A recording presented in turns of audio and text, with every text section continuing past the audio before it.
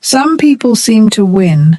Again and again, money falls into their lap, fortune finds them, while others struggle their whole lives and never catch a break. And tonight, Florence Scovel Shinn is going to reveal the truth about why.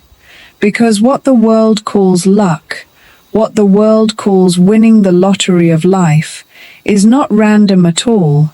It is law. And once you understand this law, you can begin to align yourself with the same sudden, overflowing fortune. So let us begin. The premise is this. Proverbs chapter 10 verse 22 says, "The blessing of the Lord, it maketh rich, and he addeth no sorrow with it." Read that again. The blessing of the Lord maketh rich. Notice, it does not say hard labor makes rich. It does not say luck makes rich.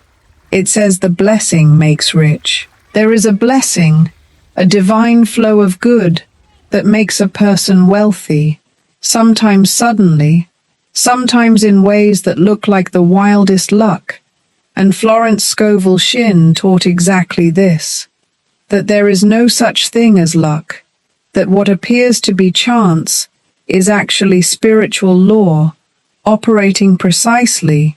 She taught that the person who seems lucky, the one to whom good fortune keeps coming, is simply a person who has, knowingly or unknowingly, aligned themselves with the law of divine supply.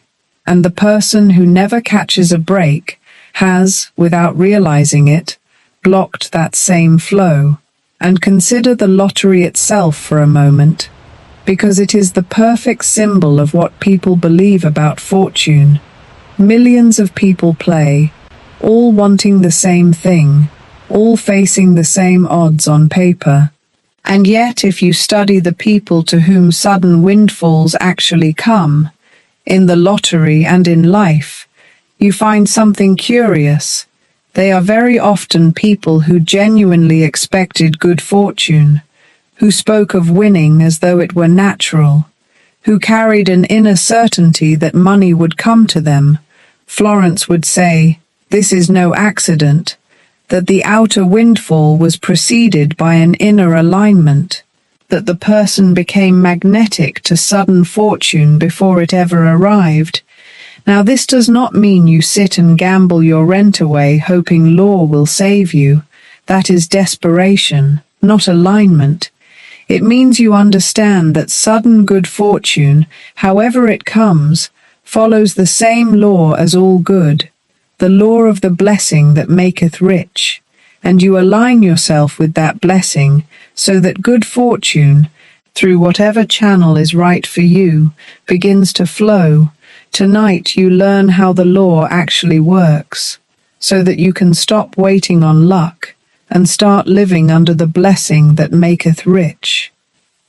Here is the affirmation. Speak it with me. I am under the blessing that maketh rich. Sudden good fortune now flows to me. My word is my wand. Say it again, and feel it as true. I am under the blessing that maketh rich. Sudden good fortune now flows to me. My word is my wand. Feel that. You are no longer hoping for a lucky break. You are placing yourself under a law that brings your good. And the moment you feel that shift, the whole game changes. If you believe your fortune is on its way, type 2 words in the comments right now. My blessing. Just type my blessing, and let it be your declaration. Now let me give you the first key, which is that luck is not real, but law is. Because this is the foundation that changes everything. Most people move through life believing that some are simply born lucky and others are not. That fortune is a random roll of the dice they have no control over. And as long as you believe that, you are powerless, waiting and hoping for a chance that may never come. But Florence Scovel Shinn taught, along with the deepest spiritual traditions, that nothing is truly random, that we live in a universe of precise law, of cause and effect, where every outer condition is the effect of an inner cause. What looks like luck is simply law, operating in a way you cannot yet see. The person who wins, who prospers, who seems perpetually fortunate, is aligned. Their inner world, their beliefs, their words, their expectancy are all in harmony with abundance, and so abundance flows to them. It looks like luck from the outside, but it is law from the inside. And here is the liberating part. Because it is law and not luck, it can be understood and it can be worked with. You are not at the mercy of chance. You are living in a lawful universe that responds to your inner state. And the moment you grasp this, you stop being a victim of luck and become a student of law. And let me make this concrete with what you have surely noticed yourself. You have seen people who just seem to have a golden touch. Authorities fall into their lap. They are in the right place at the right time. Money finds them through channels no one expected. And you have seen the opposite. People who work twice as hard and nothing ever seems to go their way. And the easy explanation is luck. Some are lucky, some are not. But Florence taught that if you look closer, you will see a pattern. The fortunate ones almost always carry a certain inner quality, an expectancy, a confidence, a belief that things will work out. And the unlucky ones almost always carry the opposite, a bracing for disappointment, a certainty that they will lose, a deep belief that good does not come to them. These inner states are not the result of their luck, they are the cause of it. The fortunate person was magnetic to fortune before the fortune ever arrived, and the unfortunate person was repelling it long before it failed to come. The luck followed the inner state, not the other way around. This is the law hiding beneath what looks like chance. And let me address the resistance you might feel to this idea, because part of you might be saying, "But I have believed in good things before, and they did not come. So how can this be law?" And that is a fair challenge. But Florence would answer it this way, that a belief is not a single hopeful thought held for an afternoon. It is the deep, settled conviction you carry in your bones. And you can have a surface belief that good will come, while carrying a much deeper belief that it will not, and it is always the deeper one that wins. So when you say you believed and it did not come, look closer, and you will usually find that underneath the hopeful thought there was a foundation of doubt, a bracing for disappointment, a secret certainty that it would not really happen. And that deeper certainty was the law that operated. This is not to blame you. These deep beliefs were mostly installed without your consent. But it is to show you where the real work is. Not in adding more surface hope, but in changing the deep foundation. And the deep foundation changes slowly, through consistent, faithful repetition of the new truth, felt as real, until it sinks below the surface and becomes the new bedrock. This is why the practice must be daily and sustained. You are not just thinking a nice thought. You are relaying the foundation of your entire financial reality, one faithful day at a time. The second key is that your beliefs about money set the ceiling on what can come to you.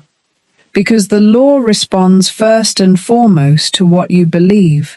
Florence taught that whatever you hold as true in your deep mind tends to become your experience, and most people hold beliefs that make sudden fortune impossible.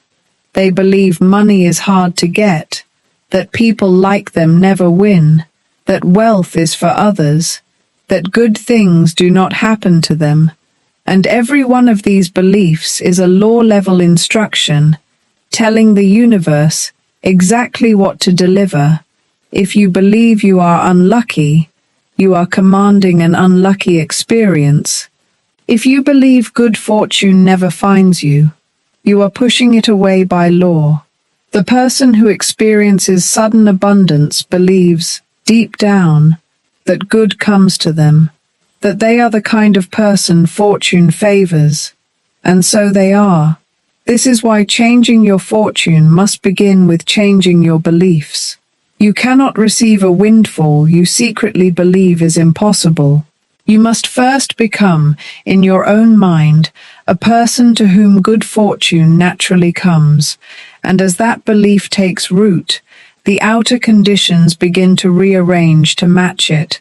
And I want you to understand just how deep these beliefs run, because most of them were formed long before you could choose them, in childhood, absorbing the fears and limitations of the adults around you, hearing that money does not grow on trees, that rich people are lucky or crooked, that people like us have to struggle, and these early impressions sink into the deep mind and become the silent law running your financial life. Florence Scovel Shinn taught that the subconscious mind is like fertile soil. It grows whatever seed is planted in it, without judgment, and most people have a subconscious full of weeds of lack and limitation, planted by others, running automatically.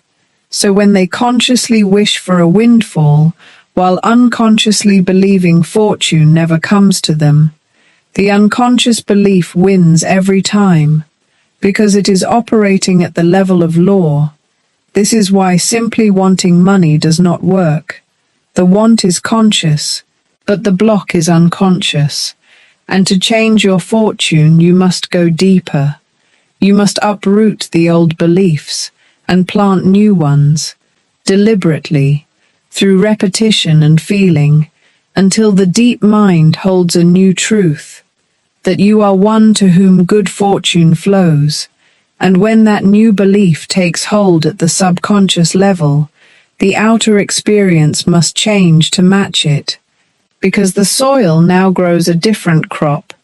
And here is a test you can run on yourself right now. Honestly ask, when you imagine a large sum of money suddenly coming to you, what is your gut reaction? Does a part of you light up and think, yes, that is coming? Or does a quiet voice say, that would never happen to me?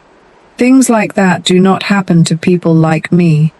That gut reaction is your true belief, the one operating at the level of law. And for most people, it is the second voice, the voice of doubt and unworthiness. And as long as that voice runs underneath, no amount of surface wishing will override it. So the work is to change that gut reaction.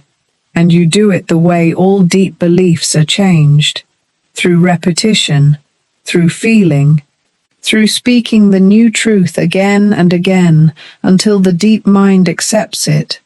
You keep declaring that good fortune comes to you. You keep imagining it as real. You keep feeling the feeling of having received, and slowly the gut reaction shifts, until one day you imagine sudden fortune, and the whole of you says yes. And when your deepest belief agrees that fortune is yours, the law delivers it. The third key is that expectancy is what opens the door to sudden good, because beyond belief lies expectancy, the active, living anticipation of good. Florence taught the law of expectancy, that whatever you expect with faith tends to come to pass, and this is the secret ingredient the fortunate ones have. They expect good things.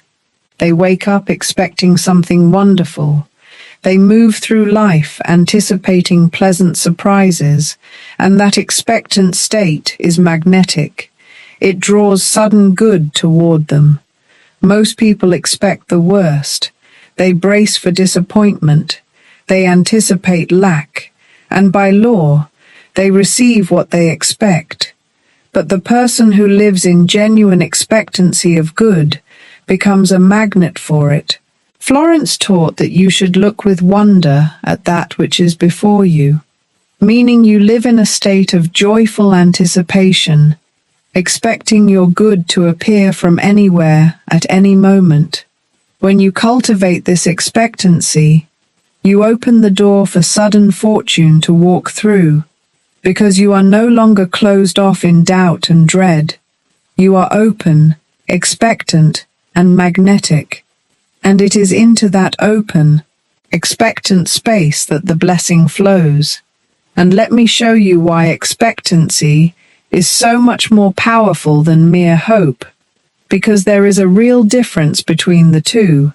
Hope says, maybe good will come, I wish it would, but it holds a secret doubt, a bracing for disappointment.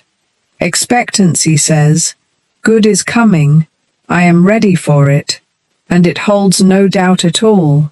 It is certain, and that certainty is what makes it magnetic. Florence taught that faith is really expectancy, that to have faith is simply to expect your good with such certainty that you begin to prepare for it.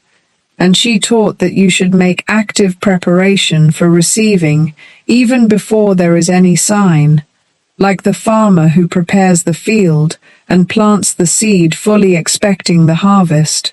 So the person aligned with fortune does not just passively hope, they live in active, joyful expectancy.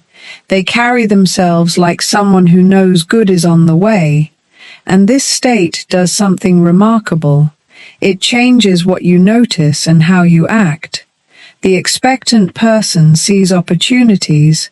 The doubtful person walks right past. They say yes to the invitation. They follow the hunch. They answer the call.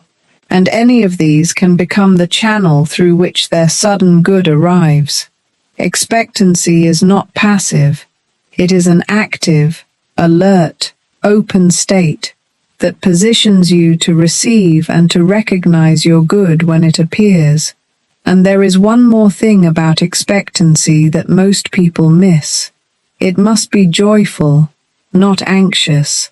There is a kind of straining expectancy that is really just fear in disguise, watching and waiting desperately, needing the good to come, and that anxious watching actually blocks the flow. But true expectancy is light. It is the happy, relaxed anticipation of a child who knows something wonderful is coming and simply enjoys the waiting. Florence taught that you catch your good on the vibration of joy, that a heavy, worried, straining state repels it, while a light, joyful, expectant state attracts it.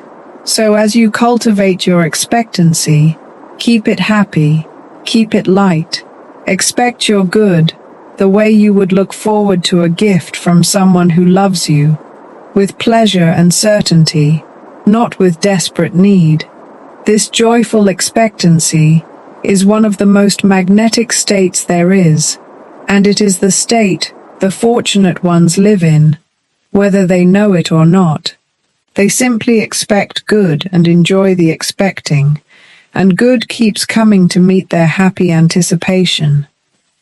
The fourth key is that you must speak your fortune into being with your word, because Florence's central teaching was that your word is your wand, that you create your reality with the words you speak. So if you want to align with sudden good fortune, you must speak it, not beg for it, not hope for it, but declare it. You say, I am under the blessing that maketh rich, sudden and unexpected good now comes to me. Under grace, you speak as one who knows their fortune is coming. You refuse to speak words of lack, of bad luck, of never catching a break, because those words are wands too, building the very misfortune you fear. Instead, you speak fortune. You speak blessing, you speak abundance, and you do it with conviction, again and again, until the words sink past your doubt and become the law of your life. The spoken word is how you consciously direct the law, how you tell the universe what to bring. So you take command of your words, and you speak yourself into the blessing that maketh rich. And let me give you the specific words to use, because vague affirmations produce vague results. You want to speak with clarity and power. You can say, I am under the blessing of the Lord that maketh rich, and sudden, unexpected good fortune now flows to me. Under grace, in perfect ways, you can say, I am divinely magnetic to my good, and money finds me through expected and unexpected channels. You can say, I give thanks that fortune favors me, that I am in the right place at the right time, and that great good is always coming to me. Notice these words, claim fortune as already yours. They leave the channels open, and they speak with the authority of one who knows. And just as important as the words you speak is refusing the words you must never speak. You stop saying, I am so unlucky, I never win anything, nothing good ever happens to me. With my luck it will go wrong, because every one of those is a wand building misfortune. Florence taught that you are always framing your world with your words. So you become vigilant. You catch the words of bad luck before they leave your mouth, and you replace them with words of blessing. Over time, your speech becomes a steady stream of fortune spoken into being, and the law has no choice but to bring your words to pass. And understand that this is not about saying the words mechanically, like a chant you rush through. The power is in the conviction behind them. Florence taught that it is the word spoken with feeling and faith that carries creative power. So when you declare your fortune, you must mean it. You must feel the truth of it. You speak as one who genuinely believes the blessing is upon them. Even a single sentence spoken with deep faith and feeling is worth more than an hour of hollow repetition. So slow down, feel what you are saying, let the words carry the weight of real conviction, and speak them from the place in you that knows, beneath all the surface doubt, that you are a child of an abundant universe, and that your good is truly on its way.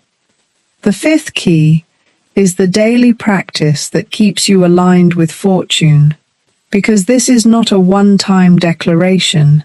It is a way of living.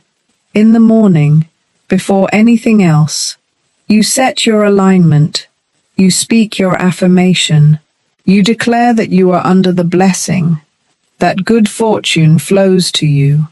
You set the expectation for the entire day. Through the day, you guard your alignment. Every time you catch yourself thinking about bad luck, about lack, about how good things never happen to you, you stop, and you return to the truth. I am under the blessing that maketh rich. Good comes to me.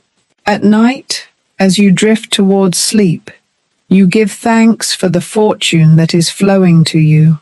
You fall asleep in the feeling of being blessed and favored, and this daily rhythm keeps you continually aligned with the law of abundance.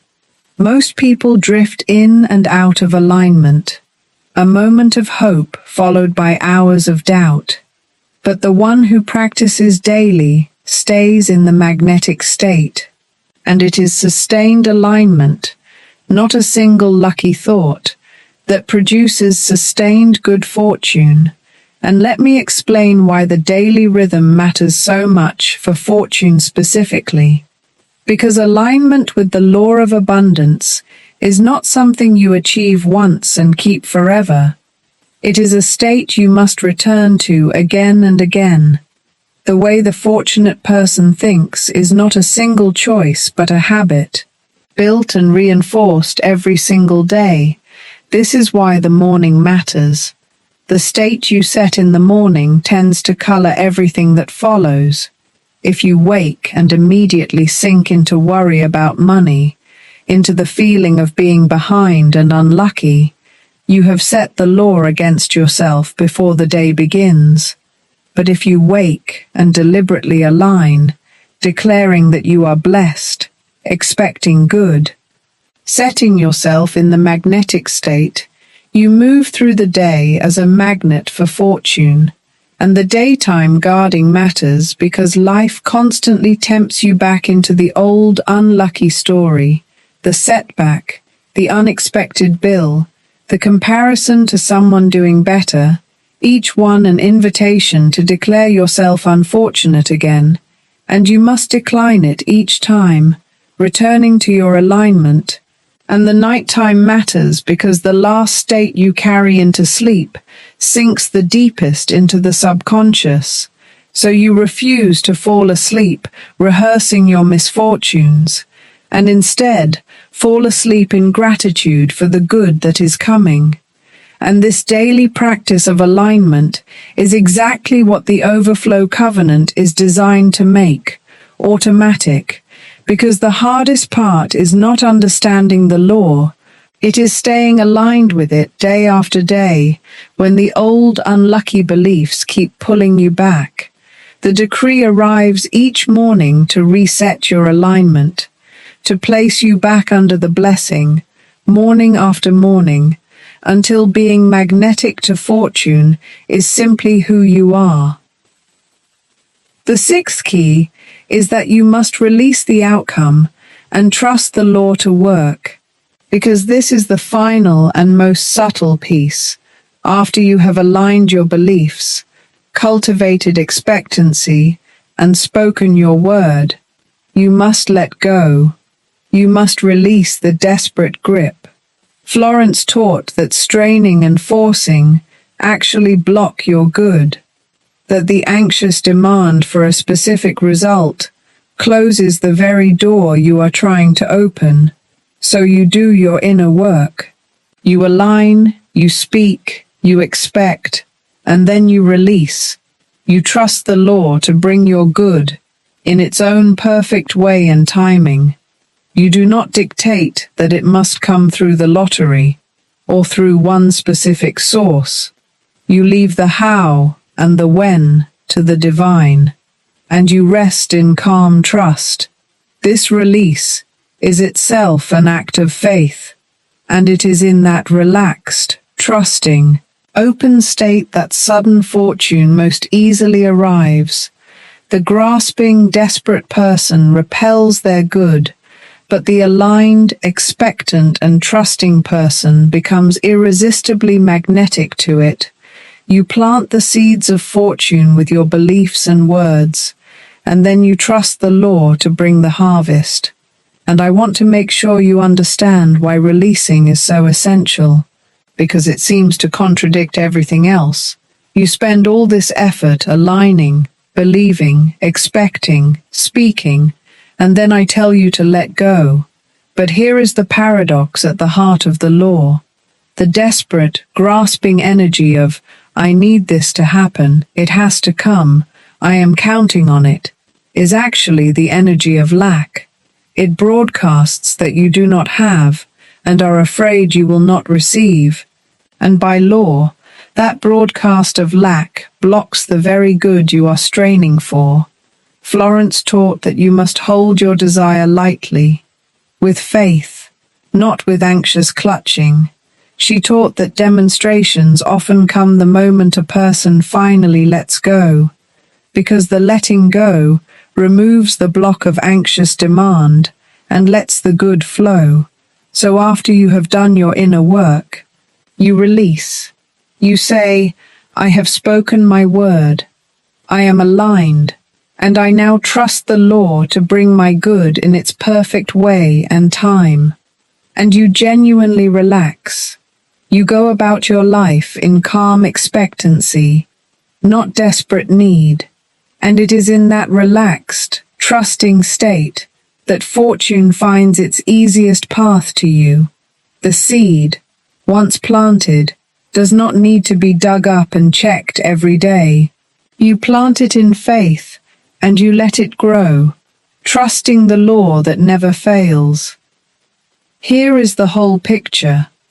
What the world calls luck is actually law, and the person who seems perpetually fortunate